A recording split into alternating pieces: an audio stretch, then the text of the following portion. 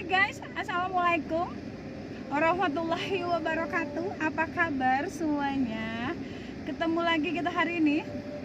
Hari ini rasanya lumayan pegal karena kita itu lagi ada lomba fashion show busana daerah dalam rangka memperingati 17 Agustus. Nah, teman-teman, tadi tuh seru loh, banyak banget semua siswa tuh dari setiap kelas tuh turut memeriahkan perwakilan dari setiap siswa dan keren-keren gitu loh.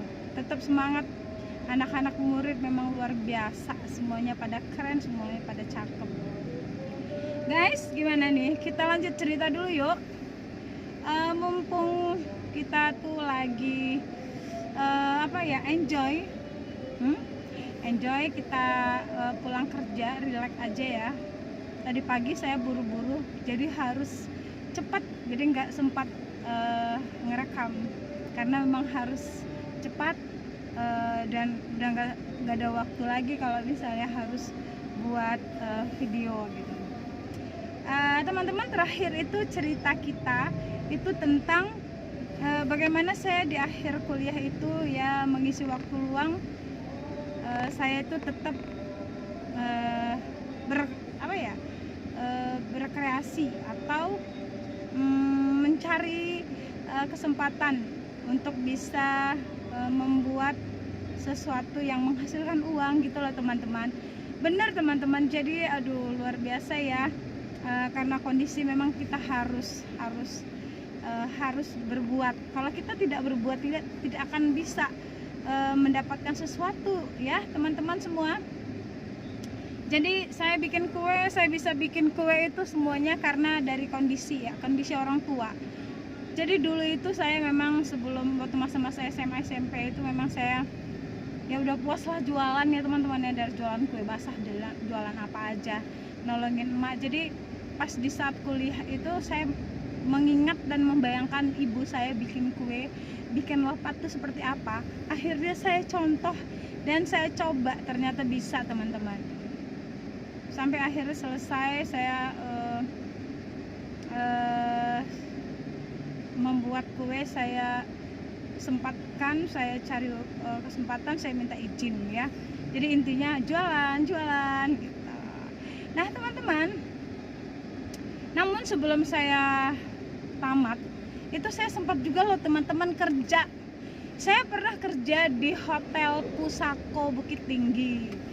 Jadi di Hotel Pusako Bukit Tinggi itu awalnya sih saya tuh di situ mengisi acara atau event-event, atau di hotel itu ada acara yang seperti untuk menghibur para tamu, undangan hotel gitu ya. Jadi kita buat nari gitu. Jadi narinya itu terkadang tari piring, terkadang tari bagurau, terkadang tari rantak. Pokoknya kita mengisi acara pada hotel tersebut. Jadi seminggu sekali tuh kalau nggak salah tuh ada hiburannya lah begitu ya, sebagai servis daripada hotel tersebut untuk tamu-tamunya gitu. Nah, karena kita kerja otomatis bertemu dengan orang-orang hotel, jadi iseng aja itu, ada lowongan nggak kerja di sini gitu. Kalau memang ada mau dong gitu. Biasa ya, nama kita dulu tuh iseng-iseng berhadiah gitu. Mudah-mudahan aja ada, terus kita ikut gitu loh, ikut ngelamar di situ. Nah ternyata diinfokan bahwasanya ada lowongan kerja, ada di waitress dan ada juga yang di GRO ya, katanya GRO yaitu Guest Relation Office ya, pokoknya GRO deh katanya. Saya kan nggak pintar-pintar banget teman-teman bahasa Inggris, jadi kadang malu ngomongnya melanjutkannya, tapi GRO katanya seperti itu. Nah alhamdulillahnya teman-teman, setelah saya coba coba membuat lamaran, terus saya itu ngelamar kerja, dan alhamdulillah dipanggil, terus interview dan saya diterima teman-teman. Aduh saya senang sekali diterima bekerja di hotel sebagai GRO-nya Hotel Pusako. Nah, saya ingat banget tuh, Hotel Pusako Bukit Tinggi. Tempatnya cakep banget, hotelnya bagus banget. Teman-teman kalau mau ke Bukit Tinggi mendingan nginepnya di Hotel Pusako loh. Aduh, saya jadi promosi. Nah, teman-teman, di saat saya bekerja itu sebelumnya dijelaskan dulu bahwasannya GRO tuh tugasnya apa aja. Jadi tugasnya itu saya tuh posisinya ada paling depan halaman hotel ya, bukan halaman ya, paling depan. Ini front office. Di depan front office tuh ada satu meja, itulah tempat saya. Dan itu tuh jadi intinya GRO itu dia tuh seperti ujung tombaknya hotel. Bagus tidaknya hotel itu tergantung daripada GRO-nya. Ada masalah larinya ke GRO. Bagusnya hotel, bagaimana kita bisa menceritakan, terus kita bisa menyambut tamu-tamu dengan baik, dengan ramah. Nah, terus bagaimana kalau ada tamu itu komplain, nah itu yang dipanggil tuh GRO-nya duluan gitu. Tahu nggak teman-teman, yang namanya kerja di hotel,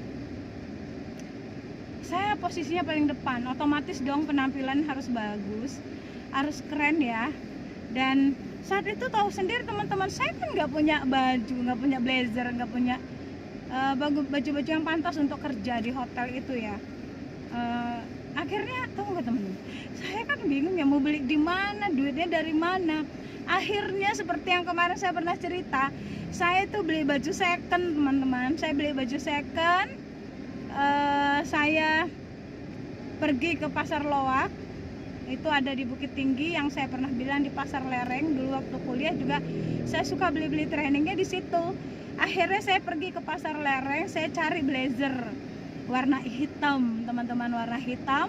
Habis itu saya beli rok. Saat itu memang saya belum hijrah ya, saya masih zaman jahiliyah, rambutnya belum ditutup, artinya belum berhijab. Jadi saya pakai rok itu di bawah lutut, bukan, bahkan saya pakai rok tuh di atas lutut, ada belahannya dikit gitu loh. Nah, di saat saya kerja itu saya pakai high heel, saya pakai rok pendek, saya pakai blazer.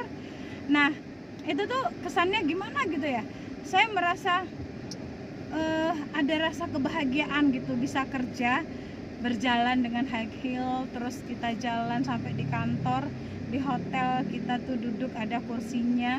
Aduh, seolah-olah merasa gimana gitu ya.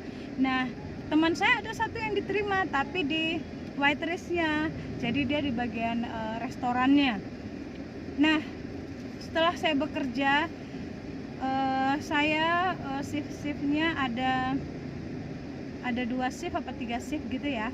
Jadi di saat pulang, kalau nggak salah saya tuh hanya sampai sore kali kayaknya teman-teman ya. Jadi seru sih teman-teman. Jadi saya tahu macam-macam tipenya hotel tuh, ada yang VIP, ada yang apa ya, ada yang apa namanya, pokoknya cakep-cakep. Ternyata hotel itu di situ deh saya taunya hotel itu dalamnya seperti apa. Hotel yang VIP itu ternyata ya bener-bener kayak rumah teman-teman. Jadi di dalam itu ada berapa kamar, bisa ada 3 kamar, dan ada dapurnya teman-teman. Kalau misalnya kita mau nginep di hotel itu tanpa dengan makannya, kita masak sendiri itu juga ada. Jadi pokoknya cakep banget. Saya kalau udah ada tamu yang mau masuk ke VIP, otomatis saya cek dulu kira-kira udah siap belum, udah ready belum, kamar itu udah layak belum ditempatin. Saya harus cek baik itu kebersihannya, kerapiannya. Nah, di saat ngecek itu saya bilang, ya Allah cakep banget ini, ya Allah ini hotel begini, enak banget ya kalau orang banyak duit bisa nginep di hotel semewah ini, sekeren ini gitu. Jadi saya udah masuk dari tipe yang paling rendah sampai tipe yang tertinggi, luar biasa. Nah, jadi serunya teman-teman di saat ada tamu ya teman-teman ya, di saat ada tamu yang mau ke hotel itu kita udah prepare tuh semuanya. Di depan itu para front office itu, office boy itu semuanya udah pada siap di depan itu, di depan hotel. Nah, di saat tamu datang itu tuh pada nyambut, terus ada welcome drinknya, jadi dikasih minum langsung. Saya ngeliatnya luar biasa. Jadi kita harus ramah, kita harus senyum. Di saat ada tamu ya harus senyum. silakan, kamar Bapak silakan. Aduh, keren deh pokoknya. Nah, saya bisa bekerja di hotel itu karena memang saat itu memang belum selesai kuliahnya.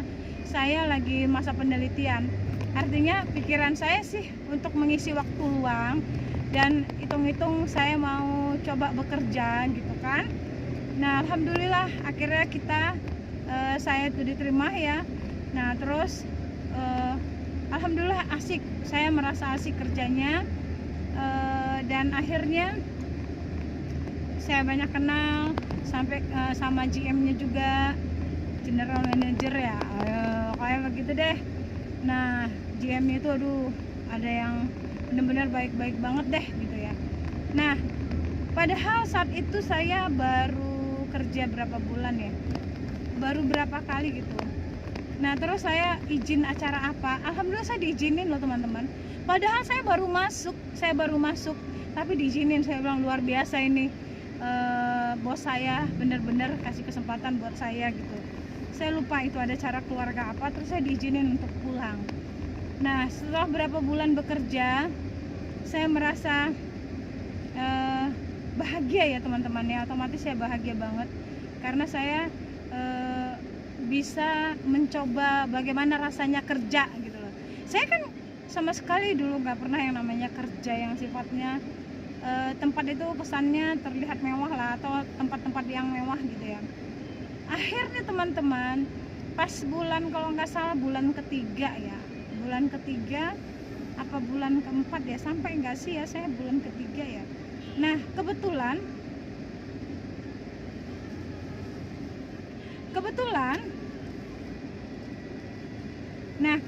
saat itu ada hasil penelitian saya yang harus saya lengkapin teman-teman, yang harus saya cari lagi. Saya harus balik lagi ke Medan teman-teman. Jadi mau nggak mau kan saya minta izin teman-teman.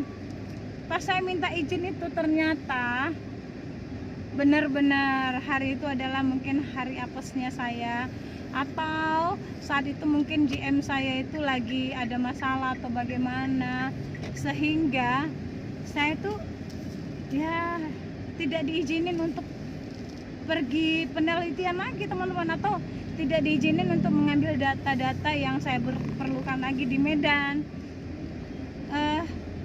Dia bilangnya begini, Miss Dia katanya,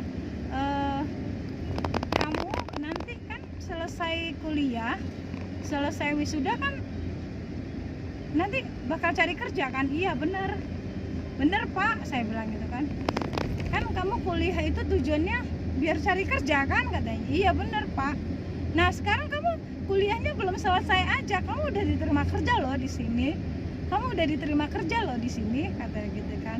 Kamu sudah bekerja, jadi ya nggak usah mikirin, istilahnya nggak usah mikirin ngambil data-data yang kamu perlukan untuk penelitian lagi gitu loh, atau untuk skripsimu. Nah, ujung-ujungnya intinya yang saya tangkap bahwasanya dia nggak mengizinkan saya pergi. Dan kalau bisa ya udahlah, ngapain sih, ibaratnya gini bahasa kita nih, ngapain sih lu ini ngapain sih lu menyelesaikan kuliah, toh lu ibaratnya sudah bekerja loh gitu loh, walaupun kuliah lu belum selesai tapi udah kerja loh gitu loh. Kayaknya ujungnya ke situ gitu loh. Nah, saya kan nggak bisa ya teman-teman ya, masa